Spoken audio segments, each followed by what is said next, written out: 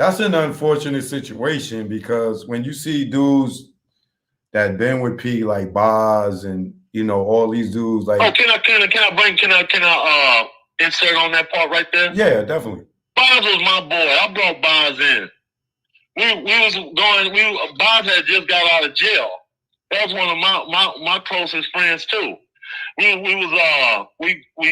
caught a plane down from Cali and we went to New Orleans to promote the album, right? Right. And we went to he always played basketball. He always had us playing basketball, right? Right. So now we in this gym and I see Boz. I ain't seen him in a while because he went to the pen for some shit, right? Right. Hey, what's up? And Boz happy to see me. We hugging each other. And Pete pulled me to the side. He said, "Man, watch that nigga." I said, "Watching this, my boy right here, right? This is what Pete told me. Watch this nigga, right?" Right. I don't know if it was out of jealousy or what, because me and this nigga were close, right? I'm over there with this nigga. Pete like, "Oh, okay," So Pete said, "Watch this nigga." That's why when I see Boz, I trip. I'm like, "Whoa, Pete got with him." Yeah, so I brought him in. You know what I'm saying?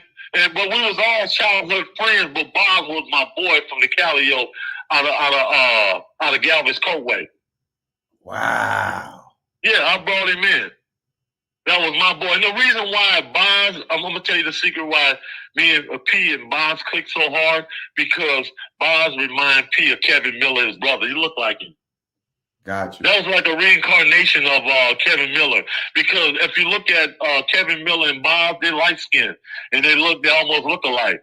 And that was like a thing. Pete felt like a bond with him for Kevin. Copy that. I got that. Yeah, if you see with me saying it, then you can see it for yourself. Okay, right. That makes sense. Yeah. Because he loved Kevin that much, man. If he could have resurrected Kevin, he would have did it with all the money in the world. Yeah, rest in peace, Kev Miller. Yeah. Yeah, but all right, so now when you say, yo, all right, yo, I'm done, take me off of everything, this, that, and the third, is that when P moved on and started? That's when they had to leave, because I'm out in Cali, right? They know I got like a short fuse, right? Yeah. You're not gonna live in Cali and I'm out here too. I'm gonna see you out here. You gonna move back home. You gotta move, because you done fell out with me now. Right. Yeah, you're not gonna go run do the red label out here with King George out here. We don't know, he's sneaky. We don't know what he might do. He might be shooting a video or something. So was Mia Xing him out there at this point? Oh, what happened was with Mia X, when we was promoting when we went down south, and I told you I seen Boz, and me and Boz went outside and smoked the L. And right. We was chopping it up, trying to talk about the old times, how we did back in the day. That's when we heard about Mia X, this girl that can rap, right? Because P was looking for new talent from New Orleans. Right. So now, dude hook us up with Mia X. We meet Mia X downtown at the hotel. We was at the Clarion, right? Mm-hmm. She come down there, she flowing, right? So P said, "Would you mind moving to Cali?" She said, "Yeah." So we got her on board, right? Now we meet KLC and his other boy, right? Mm-hmm. We already had Moby Dick, because we ran into Moby Dick in Texas at his cousin Moby Dick. We ran into him at a club, and he saw us, and he said he was doing production. So we ran into KLC in New Orleans, and P said, "Know what? If I put y'all two together, can y'all make music?" And KLC had another boy with him, so it's three of them, right? Right. And P said, "I'm gonna call this beef by the pound." And he said, "Yeah, that makes sense." So we got KLC, his boy, Mia X, and we flew him back to Cali. Before we flew him back to Cali, P got a little apartment in Hayward, California, where everybody was staying at. KLC, it was like a 2-bedroom, and KLC brought all his music production and brought him out there. And P already had like K. Lou, Al Eaton from California that was doing production for him, right? Mm-hmm. So P took Mia X over to all these California producers and trying to get her to rap. She was like, "Damn, I can't really rap off this shit," right? Because it was a different thing from New Orleans to Cali beats, right? Right. So P said, "Okay, I'm gonna get KLC and them to see if they can create something for you." So when KLC and Moby Dick started doing it, they had that down south flavor. So that's when she made Good Girl Going Bad, because she can flow to these beats. Right.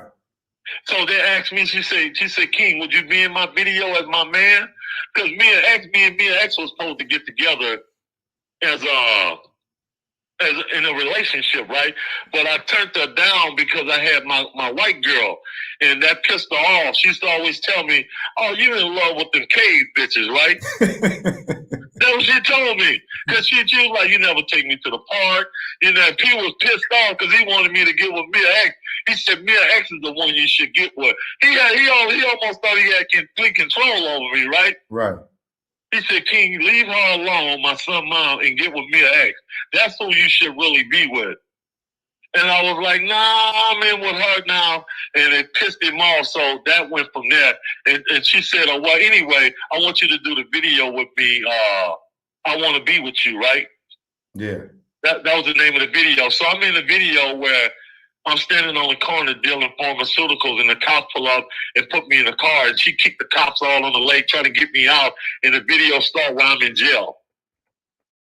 Got you. Yeah, and that broke ground from there. So as The Good Girl Gone Bad came out and all that, they took all that down south and went on. Oh, before they went down south with the Mia X, we did the song called Bout It, Bout It. Right. For priority for the single, for the truth. Yeah. So we did the song Bout It, Bout It. I was in the video and everything. They edited me out though, because when the fallout came, they went back to New Orleans. They wanted to keep that Bout It, Bout It, because that was the perfect New Orleans song. Right. Now, I heard rumors that when Bout It came out and the video came out, that people in New Orleans was like, yo, who the hell is this nigga? Yeah, because what happened was they already had their bounce thing going.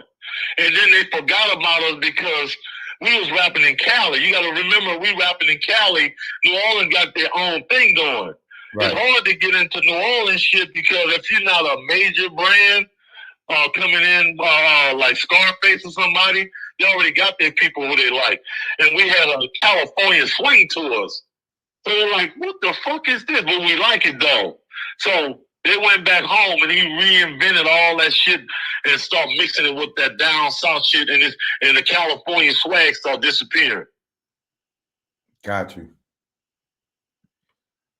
Wow. So once P up and left, and he got the Mia X Swerve on, and all that.